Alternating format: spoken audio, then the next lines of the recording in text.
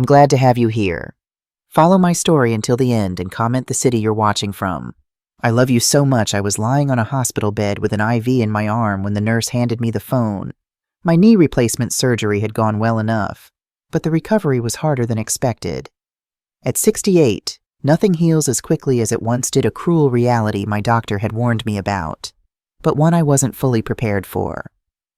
"Mrs. Cooper," Nurse Margaret Jenkins whispered, her kind eyes crinkling with concern. "Your son says it's urgent." I took the phone with shaking fingers, my heart racing. Had something happened to one of my grandchildren? My arthritis-stiffened joints ached as I brought the receiver to my ear. "Mom," Zachary's voice came through, casual as summer rain. "By the way, I'm getting married tomorrow." "Oh. And your house and car sold." "Later." The soft beeping of the machines behind me faded beneath the thundering of blood in my ears. The room tilted slightly. "I'm sorry," I said slowly. "What did you say?" He huffed, like I was wasting his time. "The house, the one in your name." "Yeah, handled it. We needed the money for the new place. And the car's gone too. I signed what I needed to." My mouth fell open.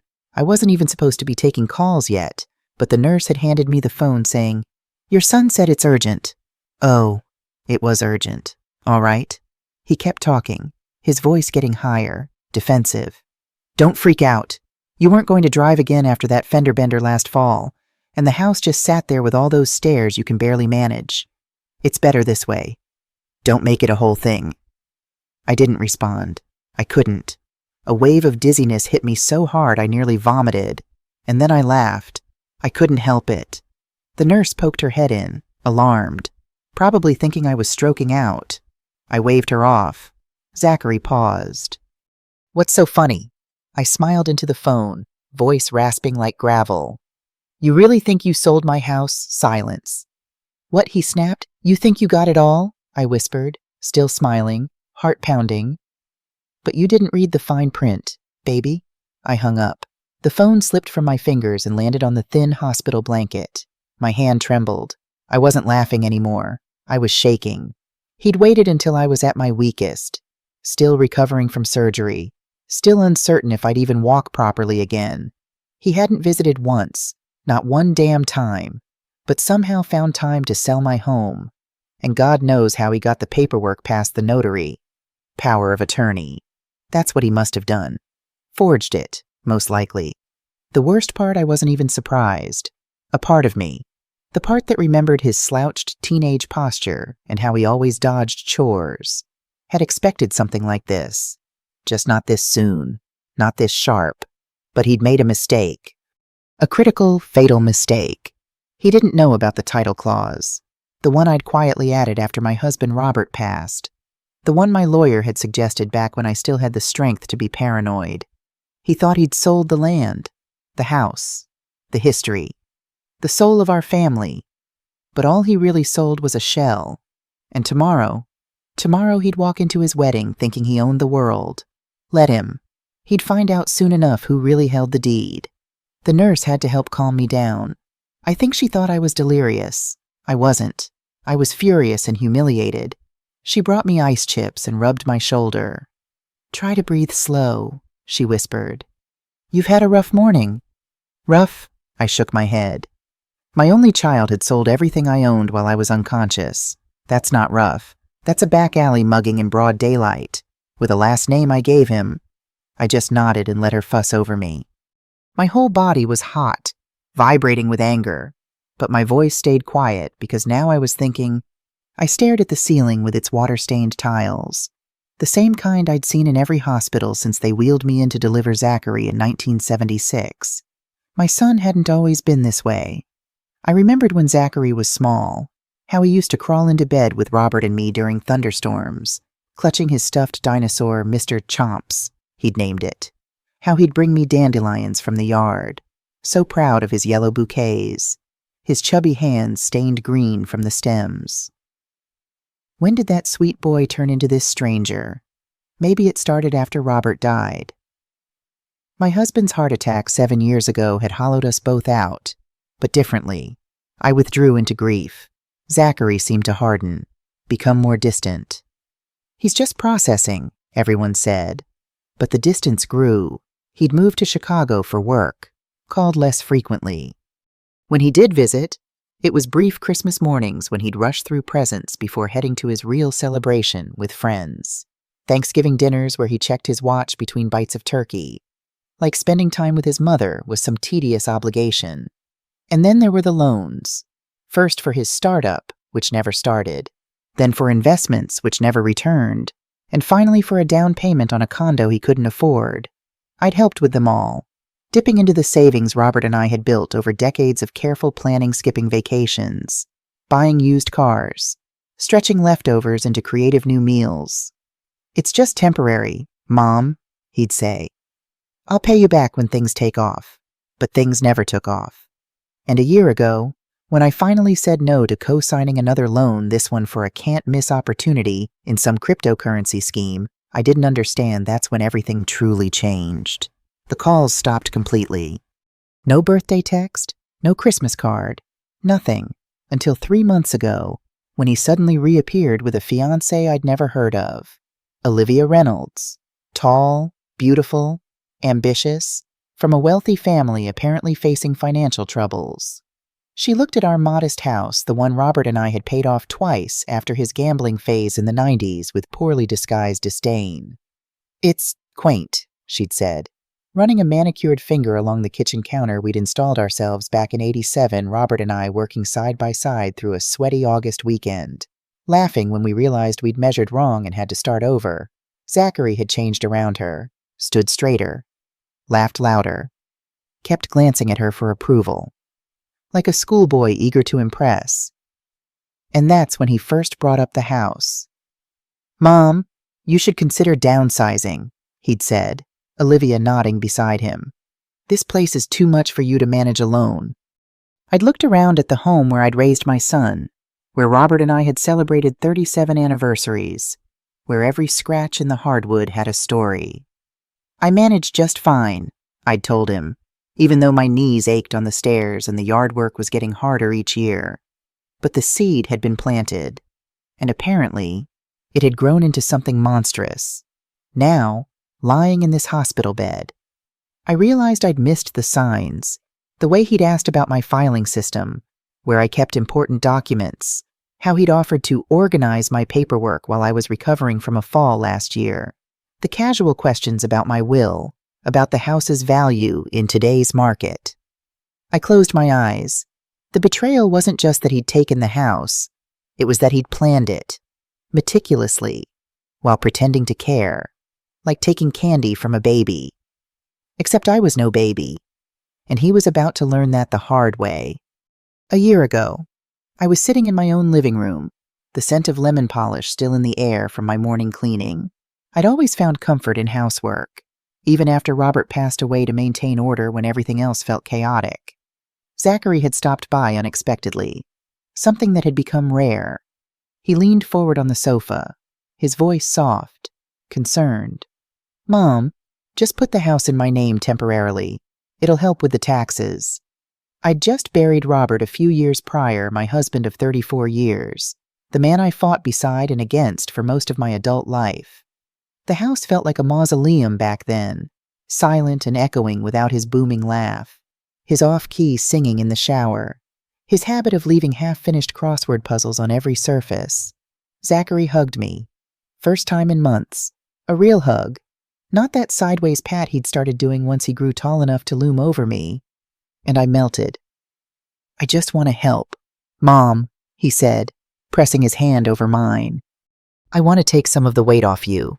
My heart broke all over again, but this time from something that felt like hope.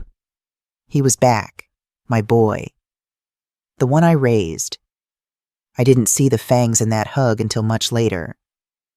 Because what he really wanted, what he was banking on, was my loneliness, my exhaustion, the part of me that wanted so badly to believe he'd changed. I signed the temporary deed transfer that week, only I didn't stop there. Something about the way he rushed it, the way he said no need to get a lawyer involved. That itch behind my ear didn't stop the same feeling I'd had when Robert told me his gambling days were over. just before I found casino receipts in his jacket pocket. So I did get a lawyer involved. Quietly. Samuel Goldstein had been Robert's lawyer for decades. A serious man with kind eyes behind thick glasses who'd helped us through Robert's gambling debts and the second mortgage. He reminded me of Spencer Tracy in those old movies Robert and I used to watch on TCM. Solid and trustworthy. "What happens if he tries to make this permanent?" I asked, sitting in Samuel's office a week after signing the papers with Zachary. I felt silly even voicing the concern. He was my son, after all. Samuel, bless his blunt little heart, didn't sugarcoat a thing. "He can't, not if we set up the trust the right way. You stay the primary owner, and we write in a clause that snaps everything back to you if anything shady happens." He looked at me over his glasses. "Want me to do it?" "Yes," I said. "Do it." I felt a little ridiculous back then, like I was preparing for war against my own blood. But now, I realized I wasn't being paranoid. I was seeing clearly for the first time in years. Because when people show you they're willing to exploit you once, it's not a question of if they'll do it again. It's when. And my when had just arrived. Eleanor Washington knew. She'd seen it coming before I had. Eleanor had been my friend for 40 years, ever since we were young mothers trading babysitting duties and coupon tips. She'd been there through Robert's worst gambling days, through Zachary's rebellious teens, through the quiet emptiness after Robert's funeral. She'd sat at my kitchen table 2 years ago, stirring her tea with unusual force. "Marilyn, don't be a fool. Make sure there's a backup deed." I remember laughing, brushing her off. "It's just a temporary name change for taxes." Eleanor had narrowed her eyes the way only old friends can, the way that said, "I've seen too much life to be fooled by this nonsense." Her brown skin creased around her eyes, the same way it did when she'd warned me about that shifty contractor who tried to charge me double for roof repairs. "No such thing. If it's in his name, even halfway, it's a door. One day, he might decide to close it on you." Her tone was calm but dead serious. So after she left, I called Samuel back, asked him what a backup deed was, had him walk me through it step by step. And I followed every word. I went further, too. I recorded my conversation with Zachary when he first brought up the deed, said it was just for clarity. He laughed and said, "Sure, go ahead." That recording was now on a flash drive in my lawyer's file, labeled with the date and timestamp. "Just put it in my name for a little while," he'd said. "I'd never do anything without talking to you first." He'd promised. "I just want to make sure you're taken care of." He'd claimed, well, I was, because I'd prepared. But that didn't mean it didn't hurt. I had pictured a different future once, a son who'd stand beside me as I aged, the way I'd stood beside my own mother in her final years, not behind me with a dagger, but wishes are dangerous things when you mistake them for facts. Still, I had what mattered: a deed, a clause, a friend who warned me, a lawyer who never asked why I didn't trust my son, just helped me set the locks in place. And now Zachary was standing in a house he thought belonged to him, planning a wedding with a view he didn't earn. Let him. I wasn't going to stop him. Not yet. Because some lessons don't land unless they hit you in front of a crowd. That evening, I finally called my lawyer from the hospital bed. Not the front desk phone, not a nurse's phone, but mine. Eleanor had dropped it off with a full charger and a kiss on my forehead. Samuel and I talked for over an hour. He walked me through every step again. Slow, careful, no assumptions. He'd learned to do that with me after Robert's estate got tangled in probate. I wasn't the type to nod and pretend I understood. I asked questions. I repeated things back. I didn't care if it made me seem slow. I wasn't. "So let me say it back to you," I told him. "Even if he used a forged or expired power of attorney, the clause we put in overrides it." "Correct," Samuel said, "because the moment he transferred title without your consent, it activated the revocation. You become sole owner again. And what about the buyer? The sale doesn't hold. It's clouded. They'll have to prove they didn't know it was fraudulent, which will be hard, especially if he represented himself as having full authority. And we have the timestamp trust. the backup deed, and the recording of him admitting it was temporary. Yes, all of it. I let that sink in, watching the IV drip steadily beside me, marking time like a metronome.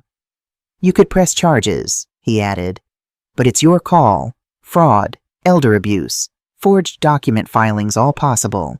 I stared out the window at the lights in the distance. I could imagine Zachary sitting in my living room, feet on the coffee table I bought in 1987, talking to his fiancée about caterers or money. It would be easy to burn it all down. But easy isn't the same as right. I want to handle this smart, I said softly. Not just get revenge.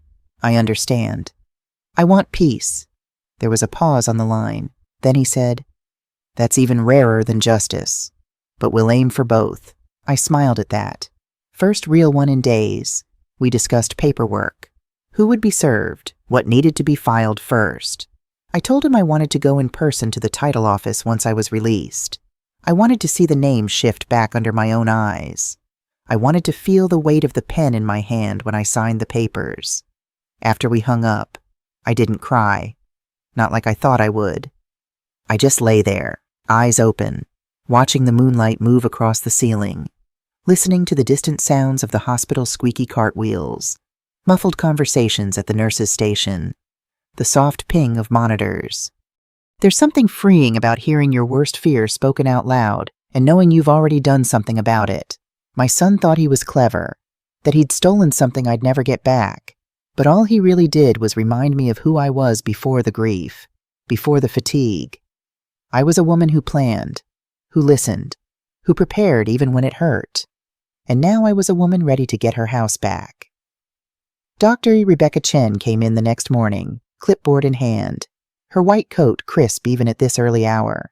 She reminded me of my first boss back in 1973, no nonsense, but fair. How are we feeling today, Mrs. Cooper? She asked, checking my vitals. Better than expected, I said, and I meant it. Having a plan had given me strength.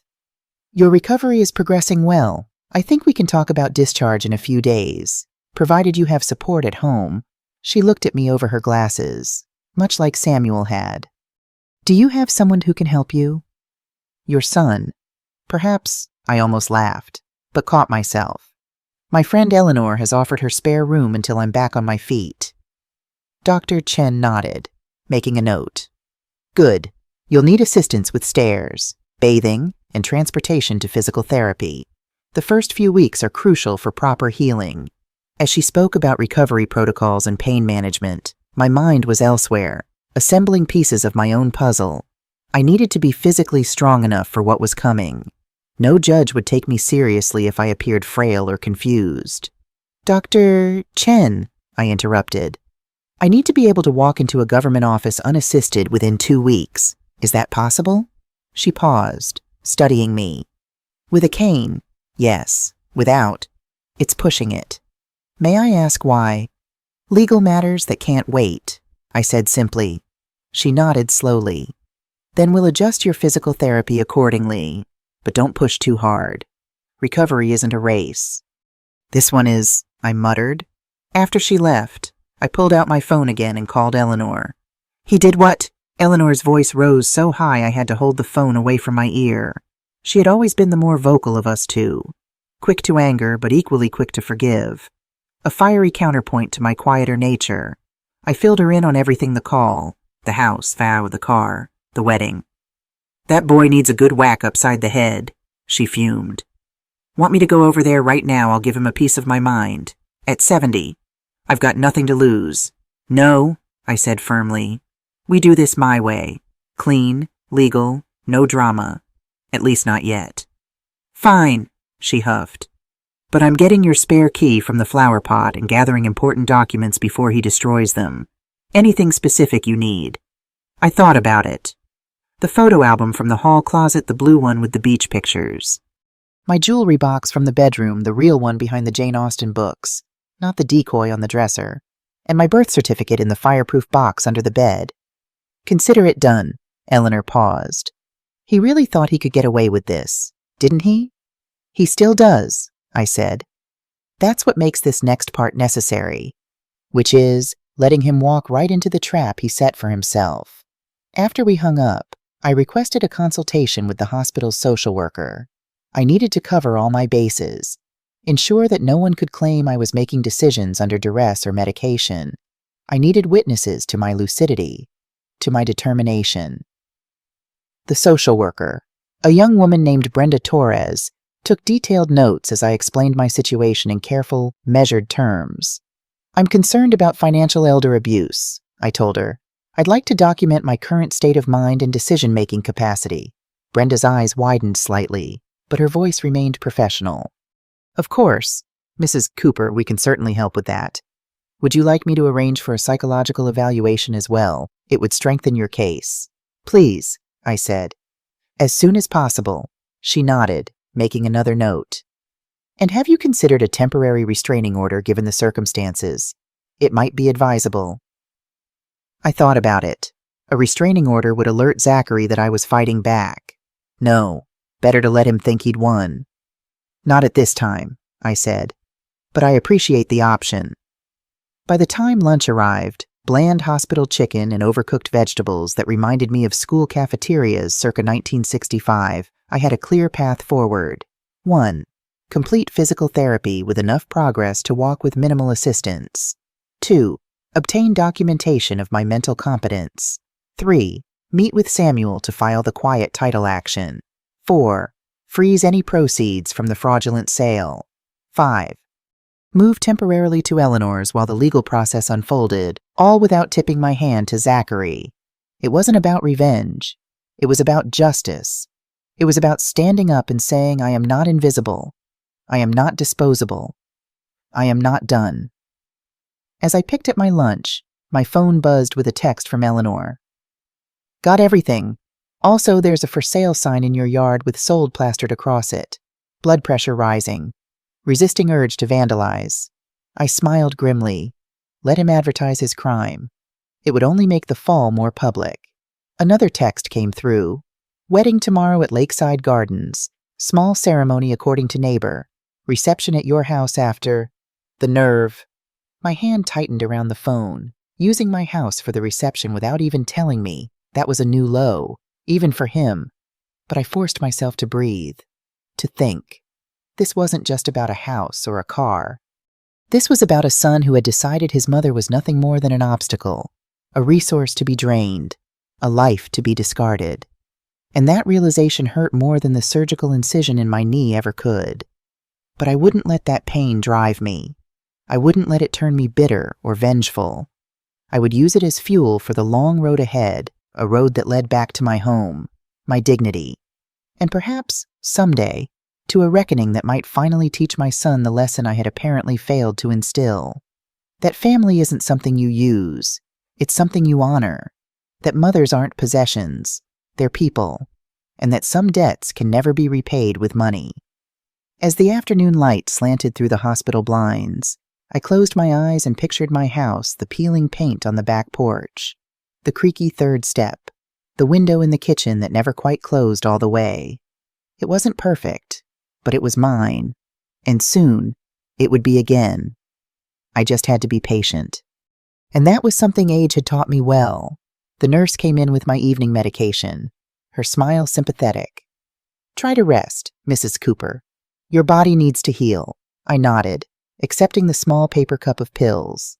"I will."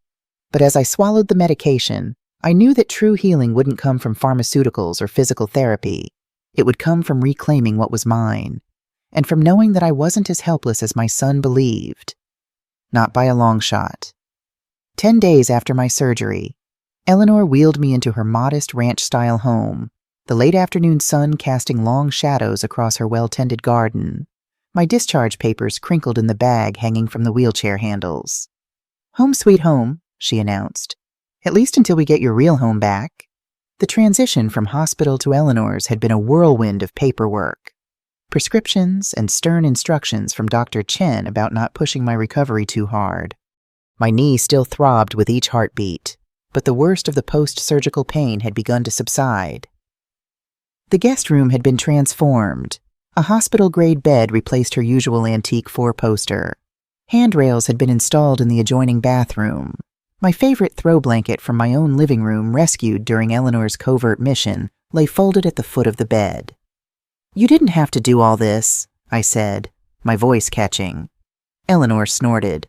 "What else was I going to do? Take up skydiving. Now shut up and let me fuss over you." That was Eleanor practical love wrapped in no-nonsense packaging. We'd been through too much together to waste time on false modesty or polite protests. She helped me settle in, unpacking the few belongings I had from the hospital and arranging my medications on the nightstand. The pain in my knee throbbed steadily, a reminder of my physical vulnerability. But my mind felt sharper than it had in months.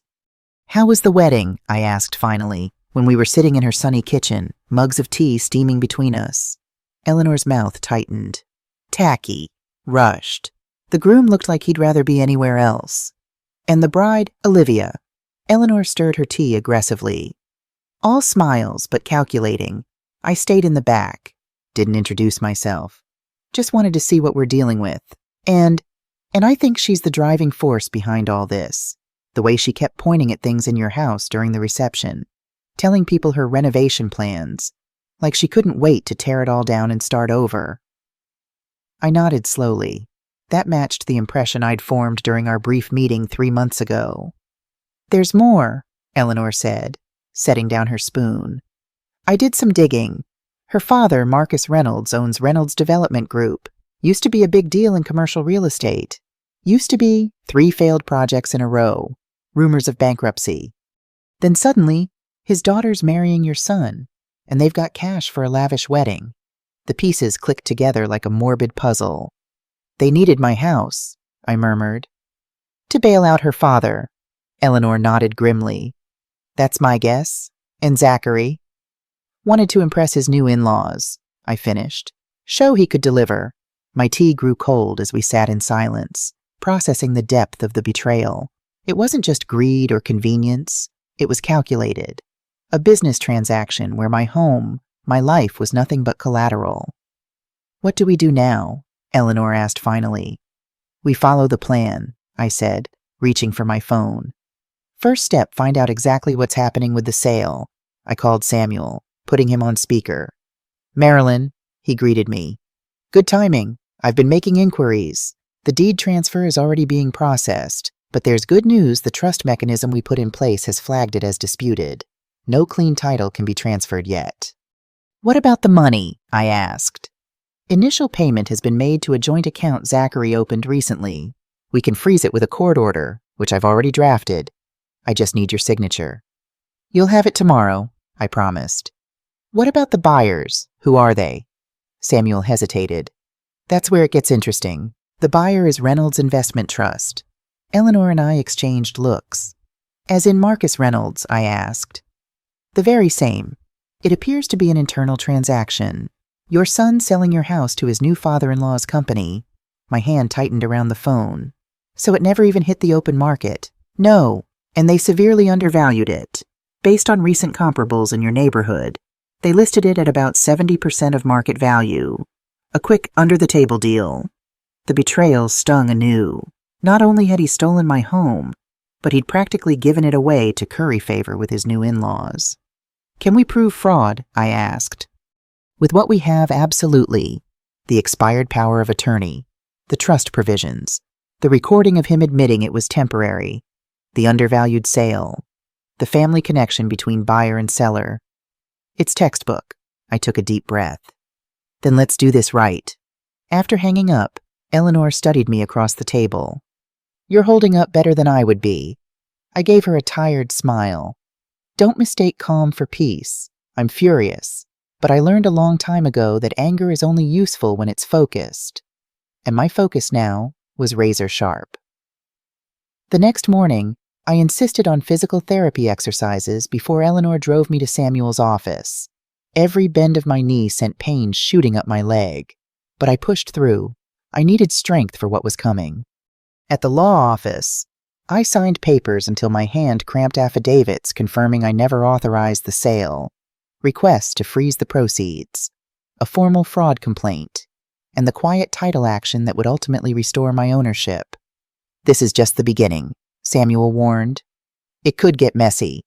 Zachary will fight back when he realizes what's happening. Let him, I said, signing the final document with a flourish. I've been fighting longer than he's been alive. As we left, Samuel handed me a thick folder. Copies of everything. And this, he added a smaller envelope, is your new power of attorney, naming Eleanor as your agent, not Zachary. Keep it safe. In the car, Eleanor glanced at me. You sure about this making me your POA instead of your son? There's no one I trust more, I said simply. Her eyes glistened briefly before she blinked it away. Well, good. Now let's go get your house back. But first, we had research to do. Back at Eleanor's, we sat at her dining room table with her laptop open between us. Social media would tell us what official channels couldn't. Look at this, Eleanor said, turning the screen toward me. Olivia's Instagram, all wedding photos and honeymoon pics from Cabo. I leaned forward, studying the images, my son in a white linen suit, looking tanned and satisfied, Olivia in a flowing beach dress, designer sunglasses perched on her perfect nose, champagne toasts at sunset. Scroll down, I murmured. Eleanor did, and there it was, photos from the reception. In my house. My living room transformed with white flowers and fairy lights. Strangers sitting on my couch, drinking from crystal glasses that weren't mine. And one caption that made my blood boil. First dinner in our new home. Can't wait to renovate this outdated space. #newlywed life /fresh start. Eleanor quickly closed the laptop when she saw my expression. That's enough research for today. But it wasn't. I needed to know everything, every detail, every plan, every lie they'd told. I need to see the sale documents, I said. The exact wording Zachary used is, Eleanor hesitated. Samuel said he'd get copies. Not fast enough. I struggled to my feet, ignoring the pain. We're going to the county clerk's office. Marilyn, be reasonable. You just got out of the hospital. And my son just sold my house out from under me. Which one of us is being unreasonable? She sighed, but reached for her car keys. Fine, but you're using the wheelchair. The county clerk's office was cold and sterile, fluorescent lights buzzing overhead. I sat in the wheelchair, Eleanor standing behind me, as the clerk searched for the records. Cooper Residence, 1487 Maple Street, the clerk confirmed, placing a folder on the counter. Sale recorded last week. You want copies? Please, I said, my voice steady despite the fury building inside me. The clerk made photocopies while I waited, hands folded in my lap, the picture of composure. But inside, I was a storm. When we got the documents, Eleanor wheeled me to a quiet corner where we could examine them. The first thing I noticed was the signature, a passable forgery of my name on the seller's line. The second was the price $275,000 for a house worth at least $400,000 in the current market. And then I saw it. On the final page of the contract, seller confirms property is free of all liens and encumbrances and has clear title to convey. A blatant lie. The trust we'd established created an encumbrance that Zachary had deliberately concealed. We've got him, I whispered. Eleanor squeezed my shoulder. Let's get these to Samuel. On the drive back, my phone buzzed with a text. Unknown number. Why are there people from the county at our house? What did you do? Olivia. It had to be. I didn't respond. Let her wonder. Let her worry. Let her start asking the questions she should have asked before the wedding. Like why her husband never mentioned his mother still owned the house they were living in. By the time we returned to Eleanor's, Samuel had news. The funds are frozen, he confirmed over the phone. All $275,000 sitting in limbo until the court rules. And I've filed an emergency motion to prevent any renovations or alterations to the property while ownership is in dispute. Good, I said. What's next? Preliminary hearing next week. Just procedural. But it would help if you could be there. Shows the judge you're serious and competent. I'll be there, I promised. Even if Eleanor has to wheel me in, after hanging up, I leaned back in the recliner, suddenly exhausted. The adrenaline that had carried me through the day was fading, leaving behind bone-deep weariness and pain. Eleanor brought me a pain pill and a glass of water. You did good today. Now rest. As I drifted off, I thought about my house not as property or investment, but as home. The place where I'd raised my son, loved my husband, built my life. The kitchen where I'd taught Zachary to make pancakes. The backyard where he'd learned to ride a bike. How could he sell those memories so easily? And why hadn't I seen this betrayal coming? The answers would have to wait. For now, I needed to heal, to gather strength, because the real battle was just beginning. 3 days later, I sat in Samuel's office again, this time reviewing the detailed legal strategy he'd prepared. The documents spread across his mahogany desk told a compelling story of fraud and elder abuse. A quiet title action is our primary approach, Samuel explained, tapping a thick legal brief. This is a legal procedure to establish ownership when there's a dispute. Given the evidence we have, it's strongly in your favor. How long will it take? I asked. Typically several months. But given the circumstances, forged documents, expired power of attorney, the trust provisions, we've requested expedited consideration. Could be as quick as a few weeks. Eleanor, sitting beside me, frowned. And in the meantime, they're living in her house. Samuel nodded grimly. Unfortunately, yes. But they can't make any permanent changes. Can't sell it. Can't take out loans against it. The property is essentially frozen. What about the car? I asked. That's trickier. Vehicle transfers are harder to reverse once completed, but since it was part of the same fraudulent scheme, we've included it in our filing. Best case, you get it back. Worst case, you receive compensation for its value. I nodded, processing this. The car was less important than the house, but the principle remained the same. It was mine, taken without permission. What do we do about the money? Eleanor asked. The sale proceeds currently frozen, Samuel confirmed. Neither Zachary nor the Reynolds family can access it. After the court rules, if we win, and I'm confident we will, those funds will be released back to the Reynolds Investment Trust, and your property returns to you. And Zachary, I asked quietly. What happens to him? Samuel removed his glasses, polishing them slowly. That's entirely up to you, Marilyn. Legally, what he did constitutes fraud, forgery, and possibly elder abuse. Those are criminal charges that could result in jail time. My heart constricted. Despite everything, the thought of my son in prison made me physically ill. Let's focus on getting the house back first, I said. We can decide about criminal charges later. Samuel nodded, understanding in his eyes. Of course, but you should be prepared once we file these papers. It becomes very public. The Reynolds family has connections. This could get ugly. It already is ugly, I said. I just want the truth to come out. After finalizing the paperwork, we headed to the county recorder's office to file the quiet title action officially. The clerk, a different one from our previous visit, stamped the documents with practiced efficiency. Ownership dispute, she noted, barely looking up. Property will be flagged in the system. No transfers or loans can be processed until resolution. How will the current occupants be notified? I asked. Official notice will be mailed within 48 hours. They'll have 30 days to respond. 48 hours. In 2 days. Zachary would know I was fighting back. I felt strangely calm about that now. Our next stop was the bank where I'd conducted business for 40 years. Walter Thompson, the branch manager, greeted me with concern. Mrs. Cooper, I was so sorry to hear about your surgery. How are you recovering? Well enough to ask some important questions, I replied. I need to understand exactly what happened with my accounts recently. Walter's expression shifted subtly. Let me pull up your information.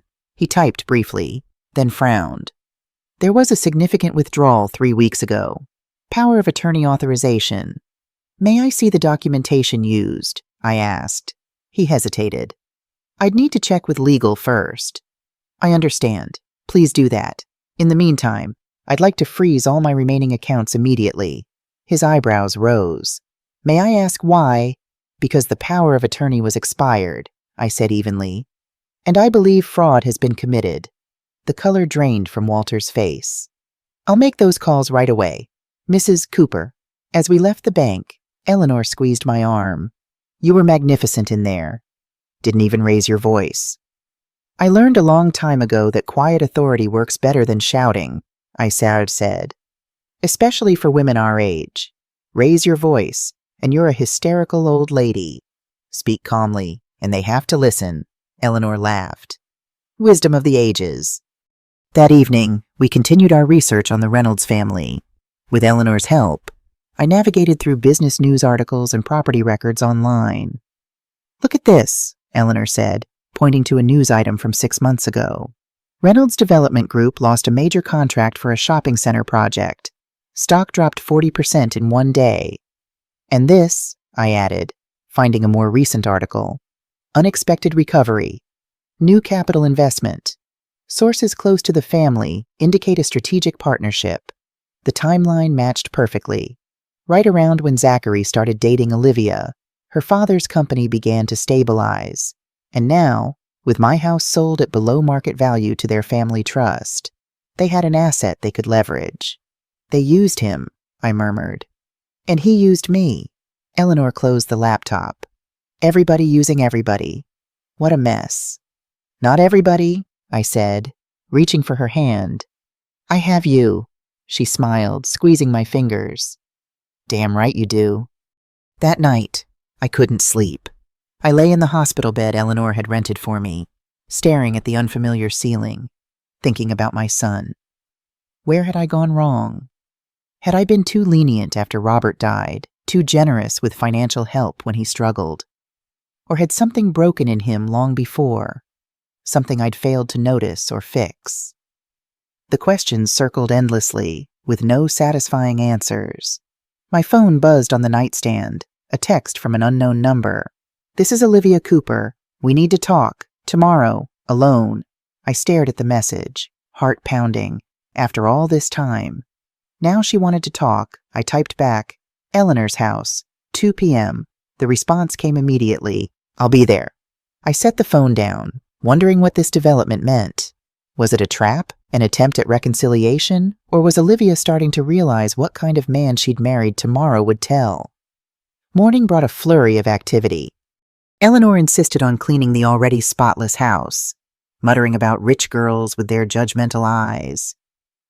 I focused on my appearance, a modest navy dress, pearl earrings Robert had given me for our 30th anniversary, hair neatly styled.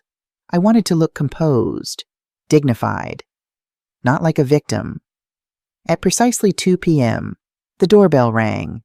Eleanor answered, her voice carrying down the hall. She's in the living room. You have 30 minutes. I'll be in the kitchen. Olivia stepped into view, and I was struck by how different she looked from her wedding photos. Gone was the radiant bride. This woman appeared tense, her designer clothes slightly rumpled, dark circles visible beneath carefully applied makeup. Mrs. Cooper, she said stiffly. Thank you for seeing me. Please sit. I gestured to the armchair across from me. And it's Marilyn. She perched on the edge of the seat, her expensive handbag clutched like a shield. I'll get straight to the point. There are people from the county claiming there's a problem with our house. My house, I corrected gently. Her perfectly shaped eyebrows drew together. Zachary said you signed everything over, that you wanted to downsize. Did he show you those documents? Did you see my signature? She hesitated. Well, no, he handled all of that. And you never thought to ask why I wasn't at the wedding, why I wasn't consulted about using my home for the reception, why I was in the hospital while you were planning renovations. Olivia shifted uncomfortably. He said you were difficult, that you didn't approve of us, that it was better this way. I leaned forward, meeting her gaze directly. Olivia, I never signed anything. I never approved any sale. Zachary used an expired power of attorney and forged my signature while I was recovering from knee surgery. Her face paled. That's not possible. He wouldn't. He did. And now the sale is being investigated for fraud. The money is frozen. The title is in dispute. She stood abruptly, pacing across Eleanor's floral rug. No, this can't be happening. My father's company already incorporated the property into the development portfolio. We've started design plans for the renovation. The board meeting is next week. And there it was, confirmation of exactly what we suspected. Tell me something. Olivia, I said quietly. Did you marry my son because you loved him, or because your family needed assets? She whirled to face me, anger flashing in her eyes. How dare you? Our relationship is none of your business. It became my business when you took my house, I replied evenly. When you planned to tear down the home where I raised my child, without even asking me. Her composure cracked slightly. It wasn't like that. Not at first. Zachary pursued me. He was persistent. Said he had family money, property. My father was impressed. And when did you discover that wasn't exactly true? She sank back into the chair, deflating visibly. After we were engaged, Dad did some digging, found out Zachary's business ventures were failures. But by then, she twisted her diamond ring anxiously. By then, Dad needed the property. His company was in trouble. Zachary promised he could deliver, said his mother was happy to help. And you believed him. Why wouldn't I? He's your son. The irony was almost too much. She'd trusted Zachary because he was my son, while he was actively betraying me. Where is he now? I asked. Chicago, business meeting. Her tone suggested she didn't entirely believe that.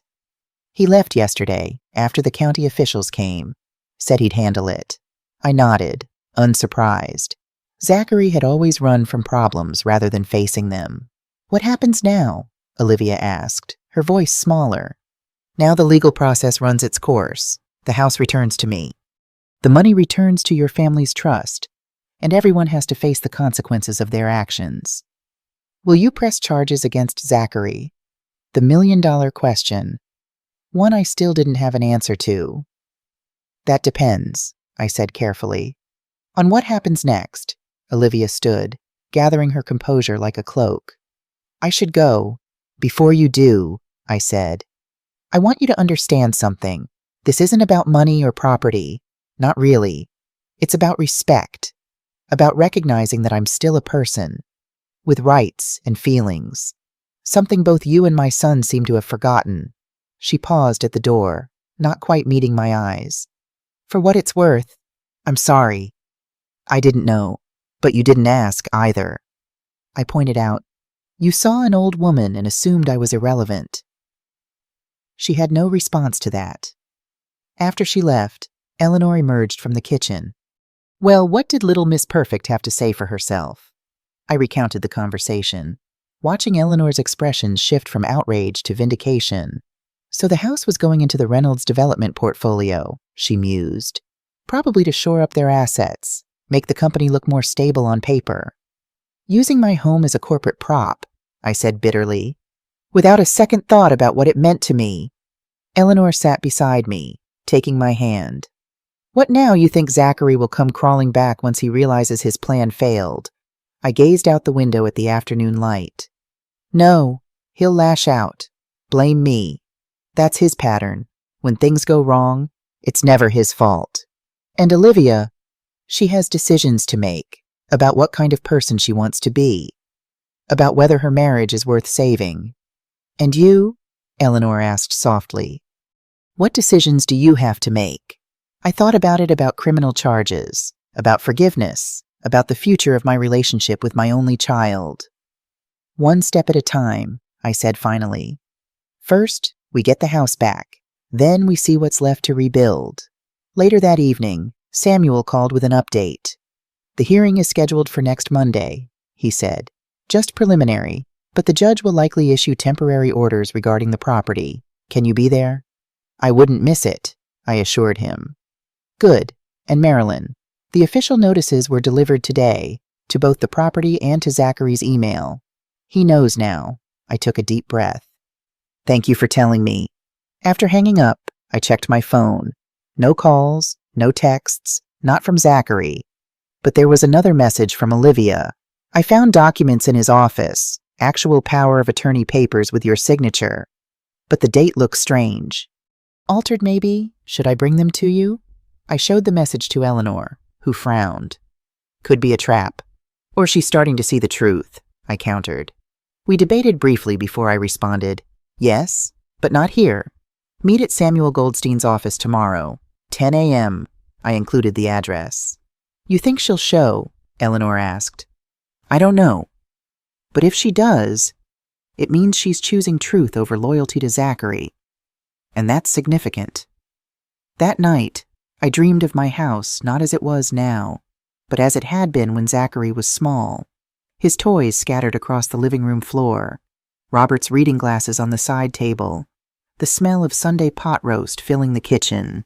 I woke with tears on my pillow, mourning not just the home I'd lost, but the family that had once filled it with love. Some things, once broken, can never be fully repaired. But I was determined to try. I arrived at Samuel's office 15 minutes early, Eleanor insisting on accompanying me despite my assurances that I'd be fine. We waited in the reception area, watching the clock tick closer to our appointment time. At 10:05, Samuel emerged from his office. No sign of her yet. I shook my head. Give her a few more minutes.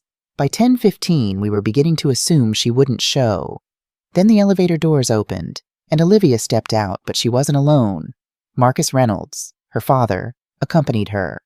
Tall, silver-haired, in an impeccable suit that probably cost more than a month of my mortgage payments. His expression was stern but controlled. "Mrs. Cooper," he said, extending his hand. "Marcus Reynolds, I believe we have some matters to discuss." Samuel stepped forward smoothly. "Samuel Goldstein, Mrs. Cooper's attorney. Why don't we move this to the conference room?" Once seated around the polished table, an uncomfortable silence fell. Olivia looked pale, her father impassive. Finally, Marcus spoke. "My daughter showed me your text exchange and certain documents she found in my son-in-law's possession." He placed a folder on the table, sliding it toward Samuel. "I believe these will interest you." Samuel opened it carefully, examining the contents. His eyebrows rose as he passed the documents to me. There was the power of attorney form I'd signed years ago after Robert's death, but the expiration date had clearly been altered. The 3 in 2023 modified to look like an 8 for 2028. "A crude forgery," Samuel noted. "And easily provable, since we have the original on file." Marcus nodded curtly. "I suspected as much, Mrs. Cooper.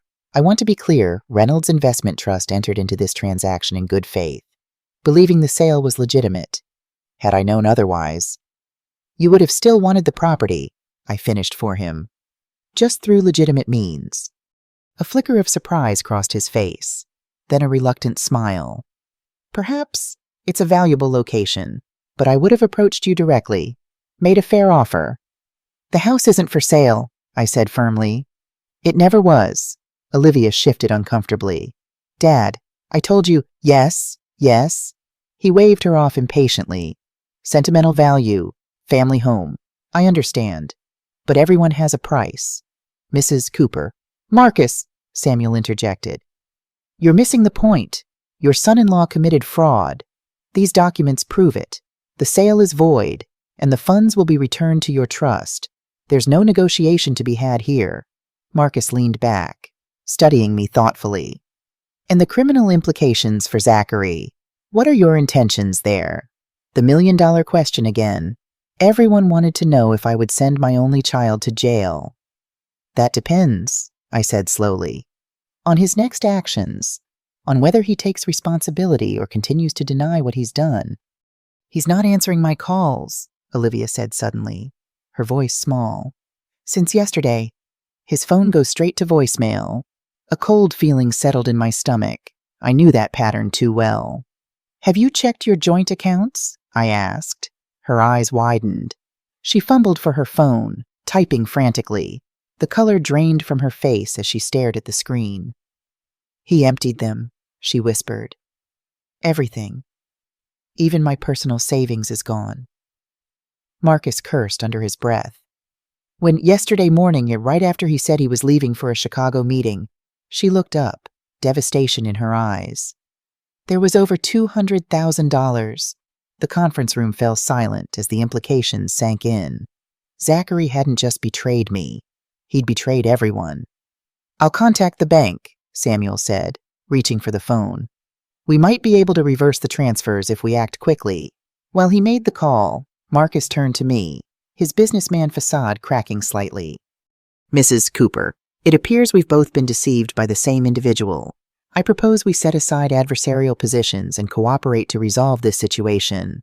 Translation, help me get my money back, and I'll help you get your house back. I'm listening, I said cautiously. The evidence your attorney has gathered, combined with what Olivia discovered, presents a compelling fraud case. If we file jointly, it strengthens both our positions. He leaned forward. And it increases the chances of recovering the funds Zachary has absconded with.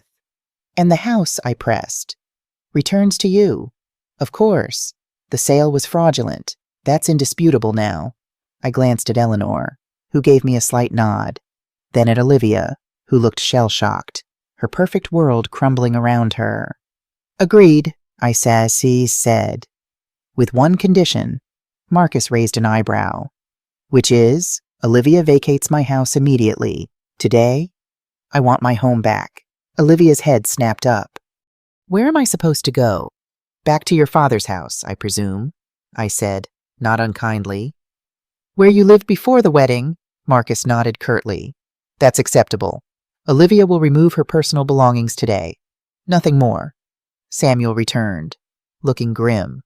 The funds were transferred to an offshore account yesterday. It's going to take court orders and international cooperation to freeze them, and even then, he's gone, Olivia said flatly.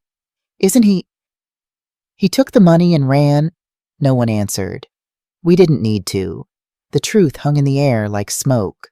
My son, the man I'd raised, had stolen from his mother, his wife, and his father-in-law, then disappeared with the proceeds. Part of me had expected this.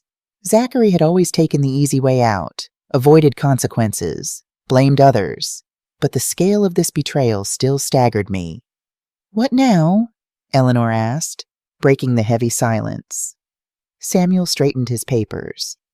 Now we file an amended complaint naming Zachary as the sole defendant. Reynolds Investment Trust becomes a co-plaintiff seeking restitution. We pursue both civil and criminal charges. Criminal, Olivia's voice cracked. Fraud, forgery, theft, elder abuse. Samuel listed dispassionately. Depending on the jurisdiction, he's looking at 5-10 years if convicted on all counts. She buried her face in her hands. I felt a surprising surge of sympathy. She was young, naive perhaps, possibly complicit in parts of the scheme, but now she too was a victim. Olivia, I said gently, how much did you really know? She looked up. Mascara smudged beneath her eyes. I knew the house was a big deal for Dad's company. I knew Zachary promised to deliver it. But I thought, she swallowed hard. I thought you'd agreed, that you were downsizing anyway. That's what he told everyone. Marcus placed a hand on his daughter's shoulder. We'll sort this out. For now, let's focus on damage control. Damage control. Such a clinical term for the wreckage of our lives.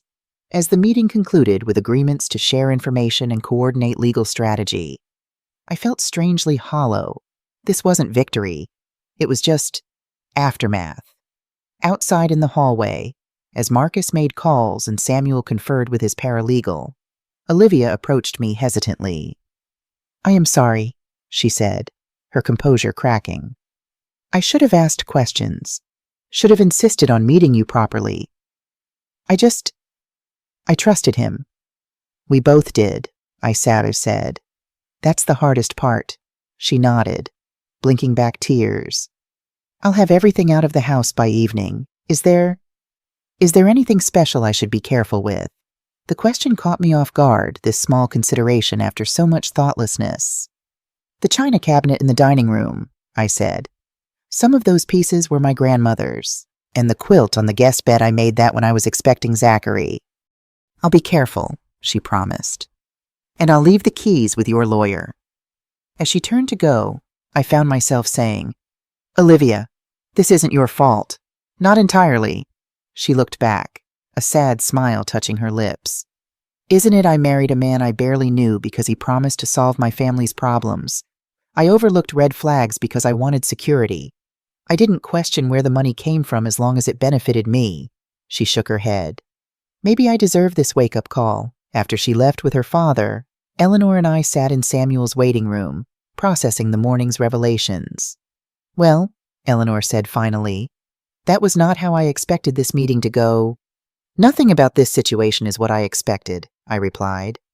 My son stealing my house, then stealing his wife's money and disappearing. It's like a bad movie. Eleanor squeezed my hand. But the house is coming back to you.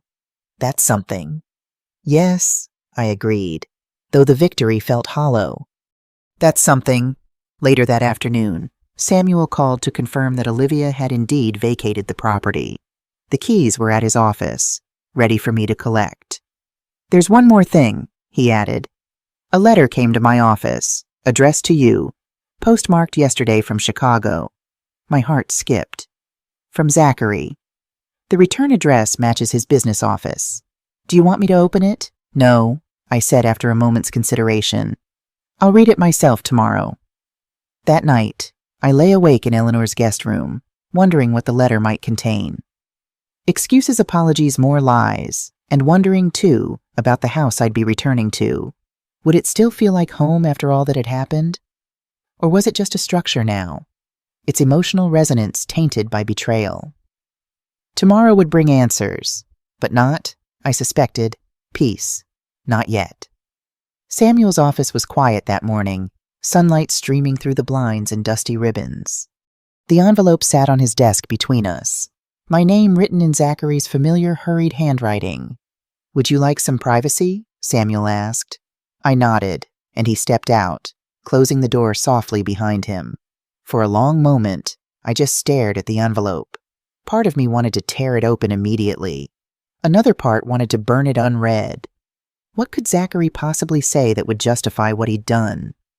Finally, I slid my finger under the flap and pulled out a single sheet of paper. Mom, by the time you read this, I'll be gone. Don't bother looking. You always thought I was a failure, and now I've proven you right. The house was just sitting there, empty value that you refused to tap into. I needed it. Olivia's family needed it. You never understood what it's like to be drowning in expectations you can't meet. Maybe someday I'll send money to make up for it. Maybe not. Either way, we're done. No apology, no remorse, just blame and self-pity. I folded the letter carefully and returned it to the envelope. A strange calm settling over me. The last lingering doubt that perhaps there had been some misunderstanding, some explanation that might partially absolve him, was gone. My son had chosen his path. When Samuel returned, I handed him the letter without comment. He read it quickly, his expression darkening. This doesn't help his case. No, I agreed quietly.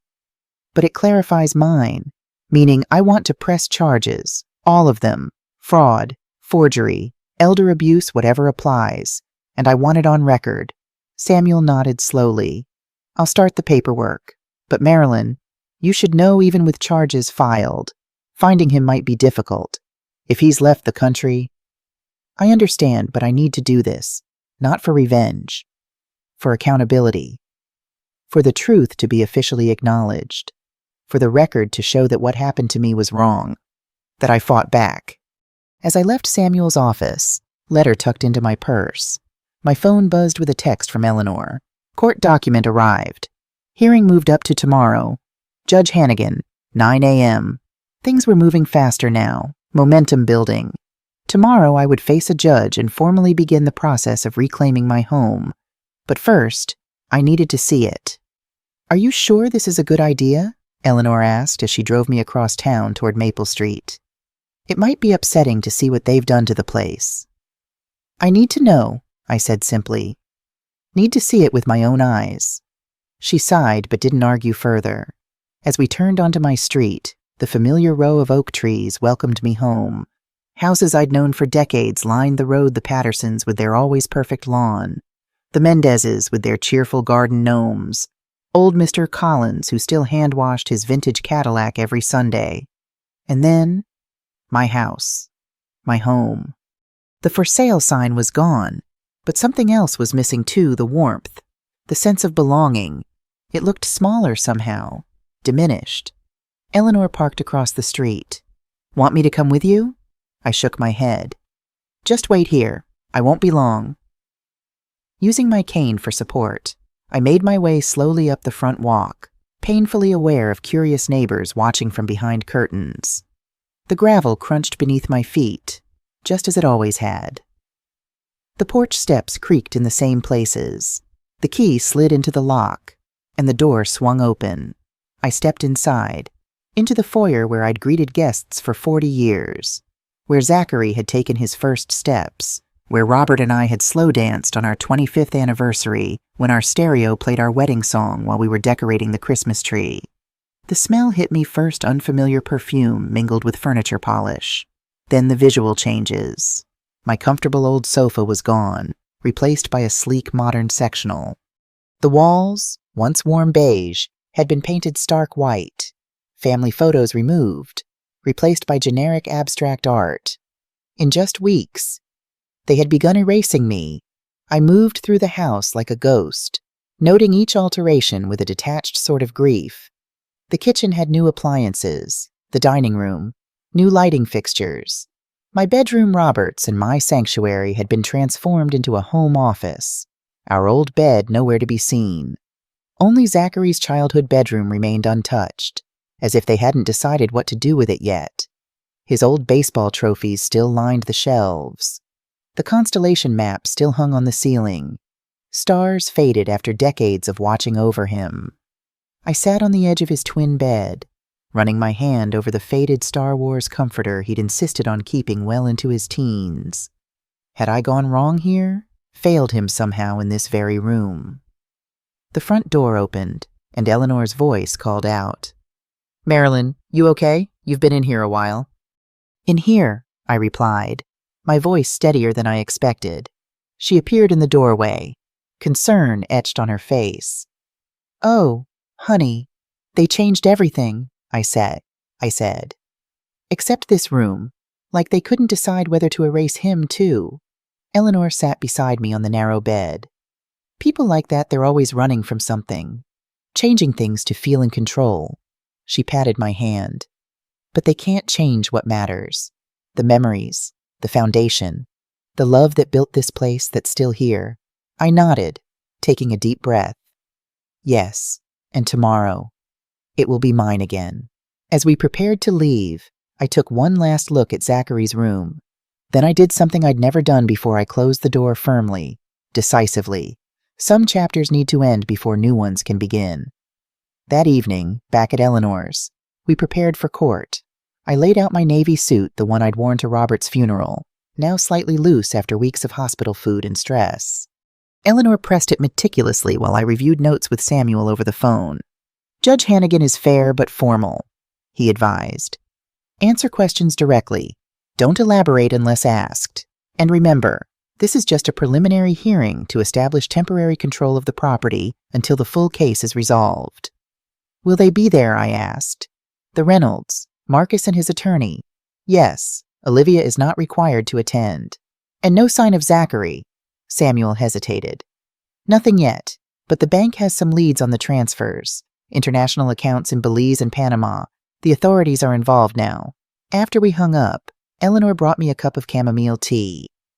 "Everything's set for tomorrow." "As ready as I'll ever be," I said, accepting the warm mug gratefully. We sat in comfortable silence, the weight of tomorrow's hearing hanging between us. "What will you do?" Eleanor asked finally. "When you get the house back?" It was a question I'd been avoiding. The house no longer felt like the home I remembered. Too much had changed, both in the physical space and in my heart. "I don't know," I admitted. "Live there, I suppose. Reclaim it somehow. Or sell it," Eleanor suggested gently. "On your terms this time. Start fresh somewhere without those memories." The thought had occurred to me too, but it felt like surrendering somehow, like letting Zachary win. "One step at a time," I said. "First I get it back, then I decide what to do with it." That night, I dreamed of the house again, not as it was now, or even as it had been when Zachary was young, but as it might be, walls repainted in warm colors, new furniture, chosen by me. Grandchildren I'd never met running through hallways filled with light and laughter. A future, not just a past. I woke feeling strangely hopeful, despite everything. Court day dawned clear and bright. I dressed carefully, applied minimal makeup, and pulled my silver hair into a neat bun. The woman in the mirror looked older than I remembered, but her eyes were clear and determined. "You look formidable," Eleanor declared, adjusting my collar. "Like a woman who doesn't take nonsense from anyone." Samuel met us at the courthouse, briefcase in hand, expression confident. "Good news," he said as we walked toward the courtroom. "The bank has successfully frozen one of the offshore accounts. About half the money Zachary took from Olivia has been secured. And the other half, still tracking it. But this is progress." Inside the courtroom, Marcus Reynolds and his attorney were already seated at one table. Marcus nodded stiffly when he saw me, his expression unreadable. Samuel guided me to the other table, helping me arrange my cane against the chair before setting out his documents with practiced precision. "All rise," the bailiff called, and Judge Hannigan entered a stern-looking woman in her 60s with silver-rimmed glasses and an air of no-nonsense efficiency. What followed was simultaneously more straightforward and more emotional than I had anticipated.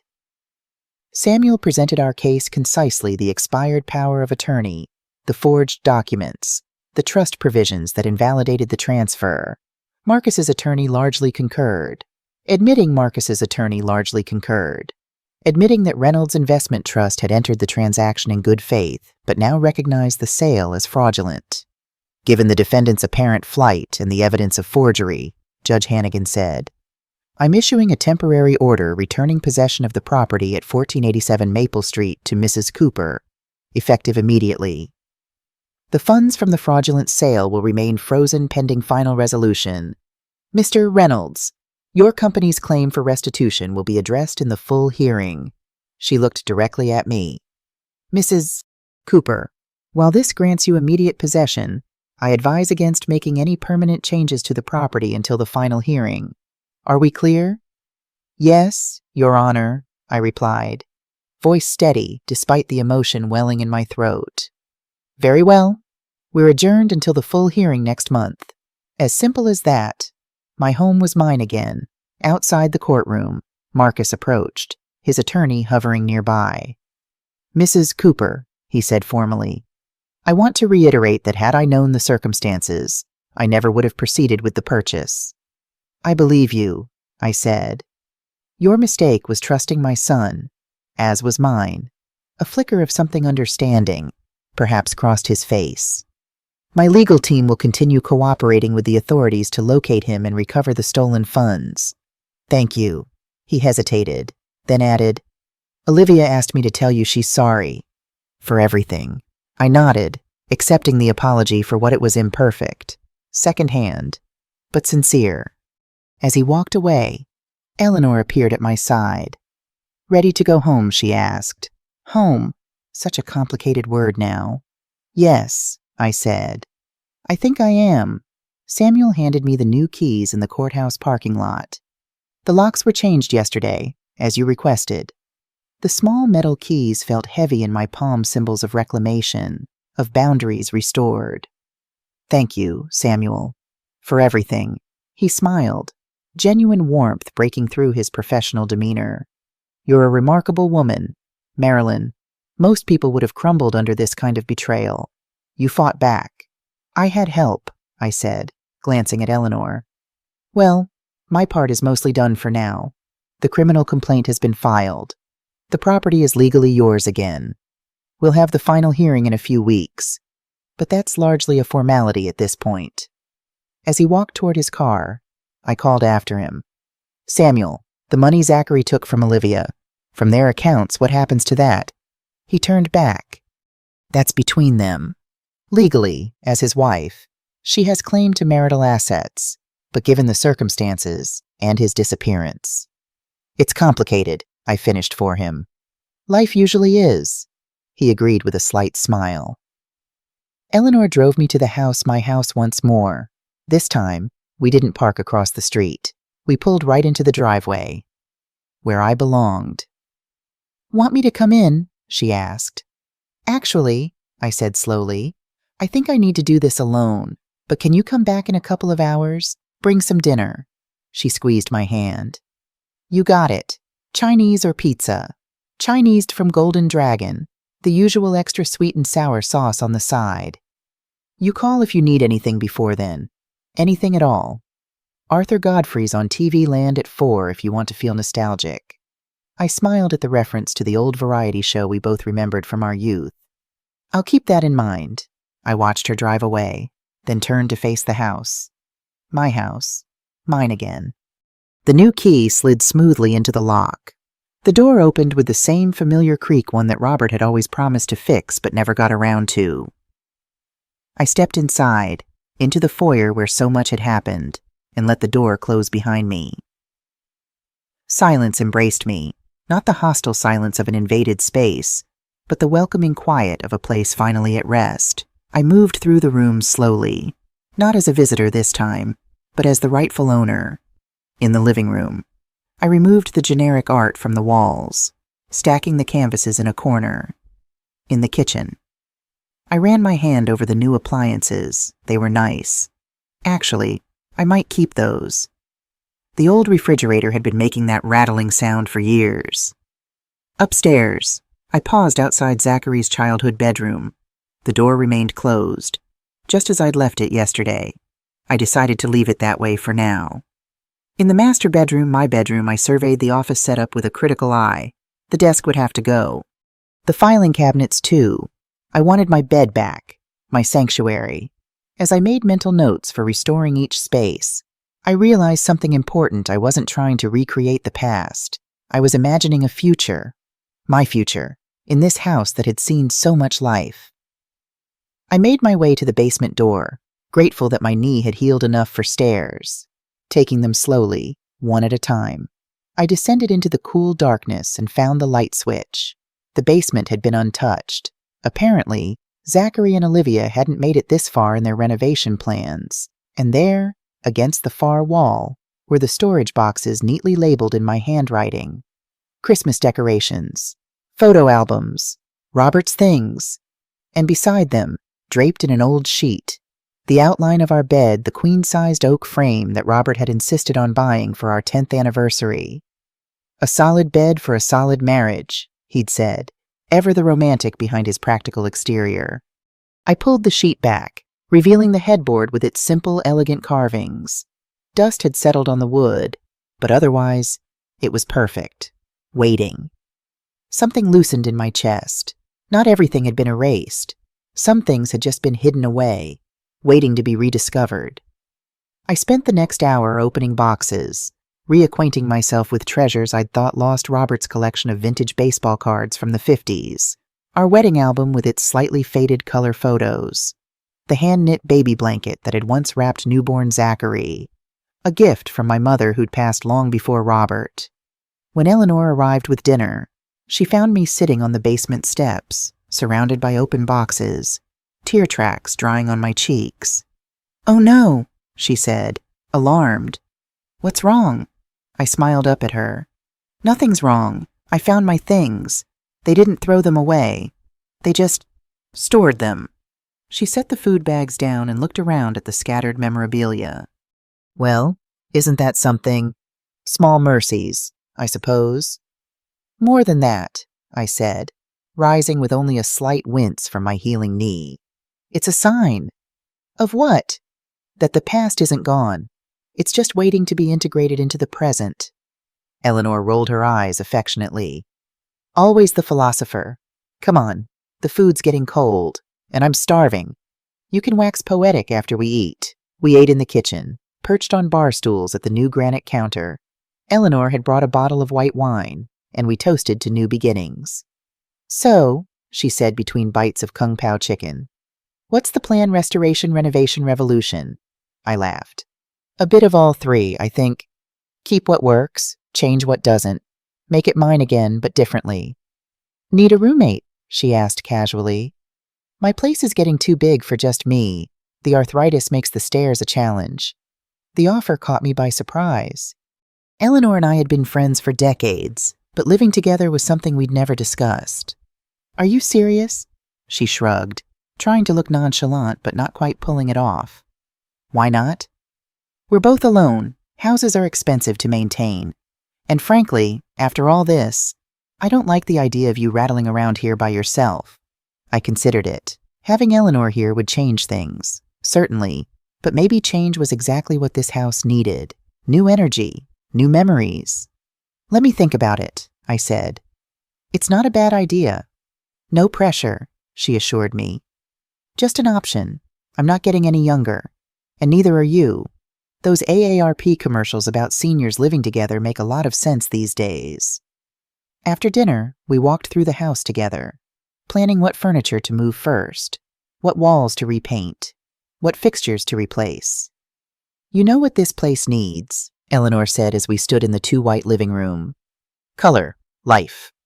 It looks like a hospital now. You're right, I agreed. I'm thinking warm yellows, maybe some terracotta, colors with some life to them.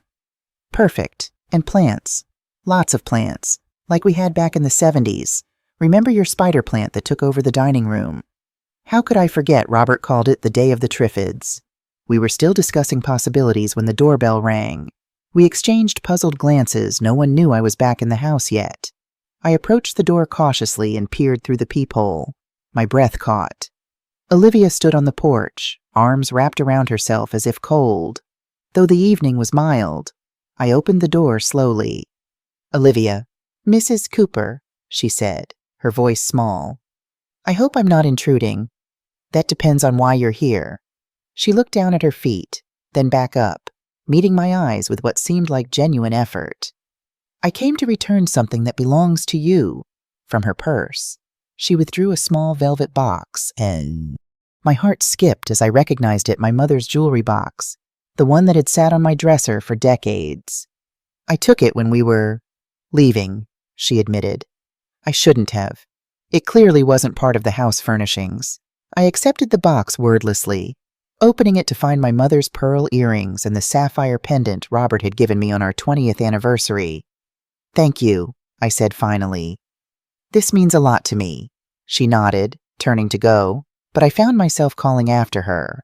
Olivia, would you like to come in just for a moment? Surprise flickered across her face, followed by uncertainty. Are you sure?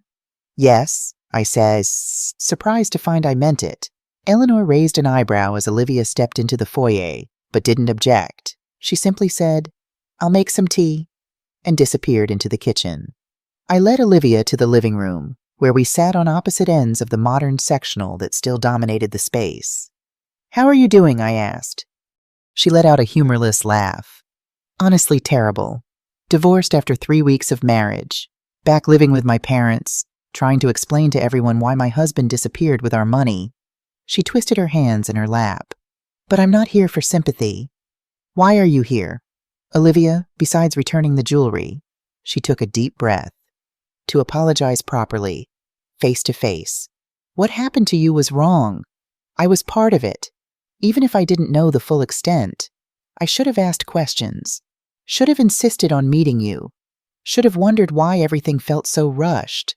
I studied her, this young woman who had been so eager to claim my house, my son, a future built on shaky foundations.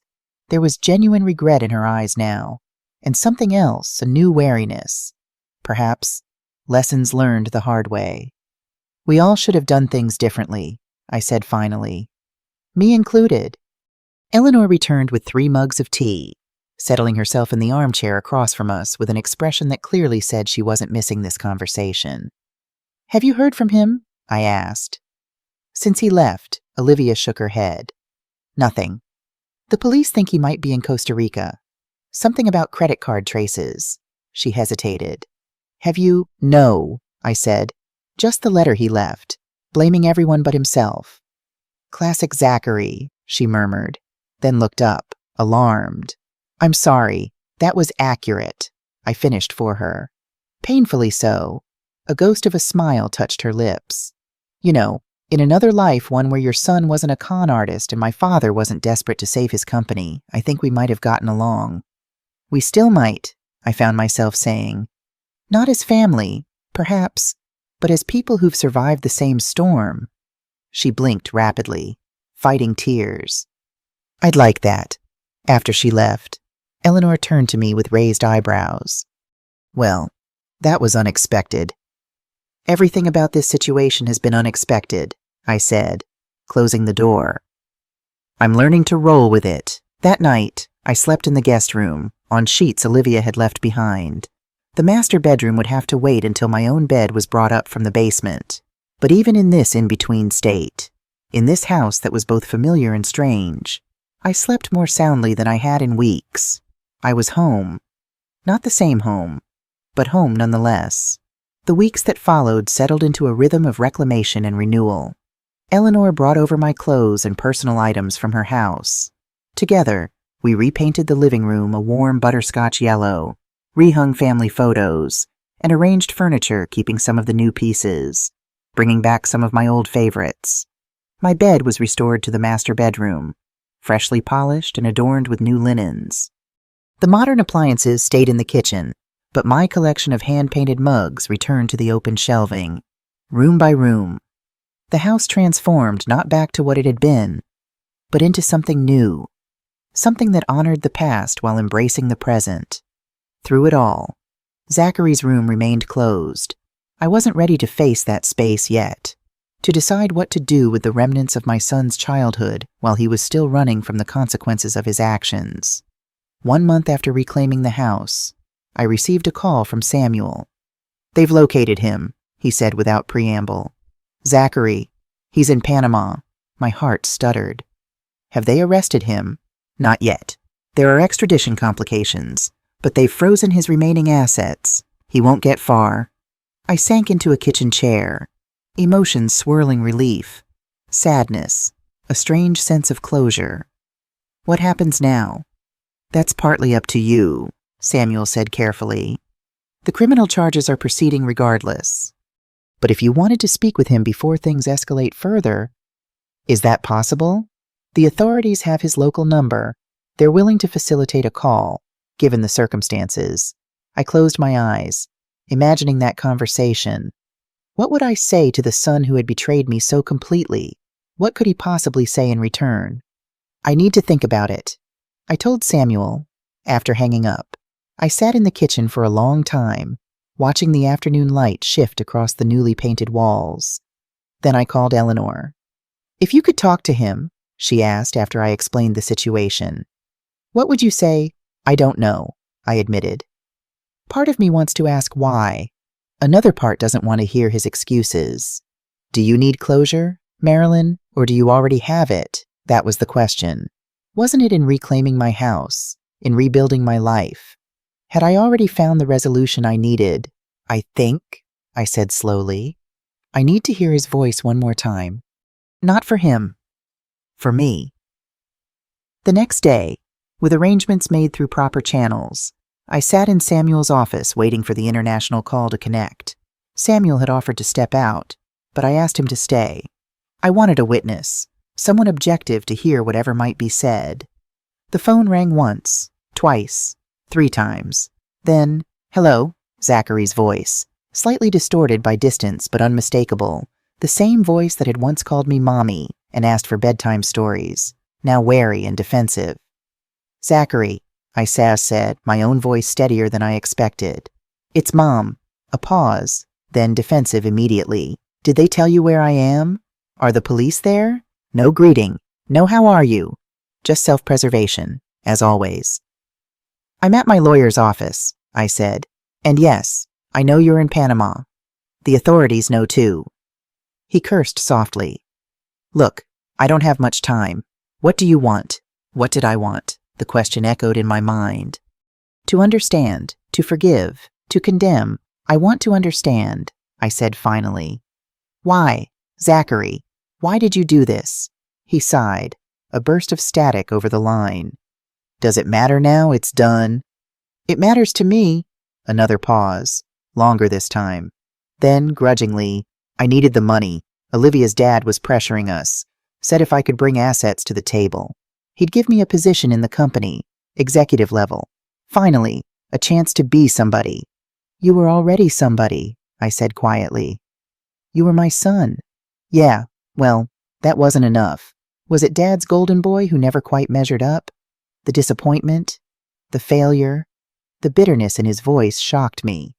Is that how you saw yourself? Because it's not how I saw you? Really? Then why did you stop helping me? Why did you say no when I needed that loan last year? Because it was the 5th loan. Zachary, because you never paid back the others. Because throwing money at problems doesn't solve them. Easy for you to say, he muttered. Your life was set. The house was paid off. You had savings. What did I have? Opportunities. I said education, support, everything we could give you. Not everything, he snapped. Not Dad's approval, not your unconditional backing when I needed it most. I took a deep breath, recognizing the conversation was spiraling into old patterns. This wasn't why I had called. Zachary, listen to me. What you did was wrong, not just legally, but morally. You stole from me. You forged documents. You took advantage of my trust. I know, he said, surprising me. Okay, I know it was wrong, but I was desperate. And now are you still desperate? Hiding in Panama with stolen money? He didn't answer immediately. When he did, his voice was quieter.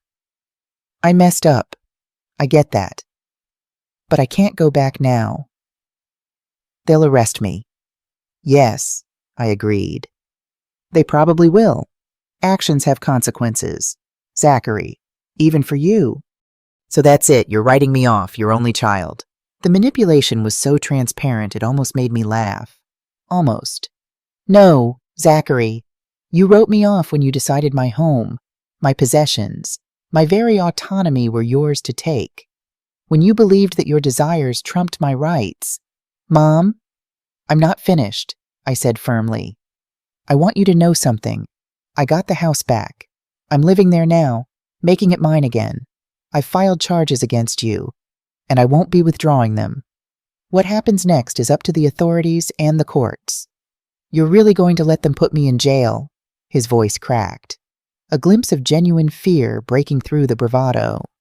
I'm going to let justice take its course, I said, because I love you enough to believe you need to face consequences. That's what real love looks like, sometimes not protecting someone from the results of their choices, but allowing them to learn from them. Silence stretched between us, thousands of miles and immeasurable emotional distance. Is that all? He asked finally, his voice flat. One more thing, I said. I forgive you, he scoffed. Right. Not for your sake, I clarified. For mine. Carrying anger and betrayal is too heavy a burden, so I'm setting it down. What you do with that forgiveness, whether you earn it, whether you value it, that's your choice. I could hear him breathing, could almost picture him pacing in some rented Panamanian apartment, trapped by his own decisions. Goodbye, Zachary, I said softly. I hope someday you find your way back, not to me, not to the house, but to yourself, to the person you could have been. I hung up before he could respond, before he could try one more manipulation, one more excuse. Samuel, who had remained silent throughout the call, looked at me with something like admiration. You did well, he said. Better than most would have. I said what I needed to say, I replied. Whether he heard it or not, that's beyond my control. As I left the office, I felt lighter somehow. Not happy, exactly. The situation was still tragic, the losses still real, but the conversation had given me something I hadn't realized I needed, not closure, but clarity. My son had made his choices. I had made mine. And now we would both live with the results. The final hearing came and went with little drama. Judge Hannigan ruled officially what had already been put in motion: the house was mine, the fraudulent sale void, the criminal charges against Zachary proceeding through proper channels. Marcus Reynolds attended, nodding formally to me across the courtroom. His company had recovered most of the money through insurance claims and legal action against Zachary's remaining assets. Our paths would likely never cross again. Olivia was there too, sitting quietly in the back. She approached me afterward, looking more grounded than I remembered, less polished but somehow more substantial. It's over then, she said. Legally, at least. Yes, I agreed. Though I suspect the emotional part takes longer. She smiled faintly. I'm learning that, day by day. What will you do now? I asked, genuinely curious. Start over. I'm going back to school. Actually, law school. She shrugged at my surprised expression. This whole experience, it made me want to understand the system better, maybe help others who've been taken advantage of. That's unexpected and admirable. Well, I had an example of standing up for oneself even when it's difficult. She glanced away, then back. Would it be okay if I called you sometimes not as family, just as, I don't know, someone who understands? I thought about it for a moment, then nodded. I'd like that. 2 months after reclaiming my house, I stood in front of Zachary's closed bedroom door. It was time. Eleanor stood beside me, solid and supportive as always. She had moved in 3 weeks earlier, taking the guest room as her own, filling the house with her boisterous laughter and strong opinions. It worked, this unconventional arrangement. We gave each other space when needed, company when desired, and a sense of security that living alone couldn't provide. Ready? She asked. I nodded and turned the knob. The room was exactly as I'd left it that day, frozen in time, a monument to the boy Zachary had been. Baseball trophies, science fair ribbons, posters of bands long since disbanded. What will you do with it all? Eleanor asked. I moved to the window, drawing back the curtains to let sunlight stream in after months of darkness. Dust motes danced in the golden beams. Some things I'll keep, I said, touching a framed photo of Zachary at his high school graduation, eyes bright with promise. Some I'll let go. And the room itself, I think it's time for a change. What kind of change? I turned, surveying the space with new eyes. Something forward-looking. Maybe an art studio. I've always wanted to try painting. Eleanor smiled. I can see that. Good light, quiet space, room for an easel by the window. And you, I asked. Any rooms you'd like to transform? She considered. That formal dining room we never use could make a nice library, bookshelves along the walls, comfortable reading chairs. Perfect, I agreed. This house has room for both our dreams. Later that day, as we sorted through Zachary's belongings, creating piles to keep, donate, or store, I found his childhood journal tucked behind the dresser. The lock had long since broken, the pages yellowed with age. I hesitated, respecting the privacy of the boy he had been, yet seeking understanding of the man he had become. In the end, I placed it unopened in the keep box. Some mysteries were better left unexplored. Some answers wouldn't change the questions that mattered. That evening, we sat on the back porch, watching the sunset paint the sky in shades of amber and rose. Eleanor had hung wind chimes from the eaves. Their gentle melody carried on the evening breeze. Do you think he'll ever come back? She asked, breaking the comfortable silence. Zachary. I considered the question, watching a pair of cardinals flit among the maple branches. I don't know. The authorities are still looking for him. Even if he evades them, facing his actions would require a kind of courage I'm not sure he has. And if he did come back, then we'd have to find a new way forward, I said. Not as we were, but as we are now. Eleanor nodded, understanding. In the meantime, I smiled, raising my glass in a toast. In the meantime, we live, we create, we move forward. She clinked her glass against mine. To moving forward, and to this house, I added. Not just a structure of wood and stone, but a home again, filled with friendship, honesty, and second chances. As twilight deepened around us, I felt a sense of peace settle over me like a familiar blanket. The betrayal still hurt. The loss was still real, but they no longer defined me. What defined me now was resilience, the strength to rebuild, the wisdom to cherish what remained and let go of what was lost. My son had tried to take my house, thinking it was just property.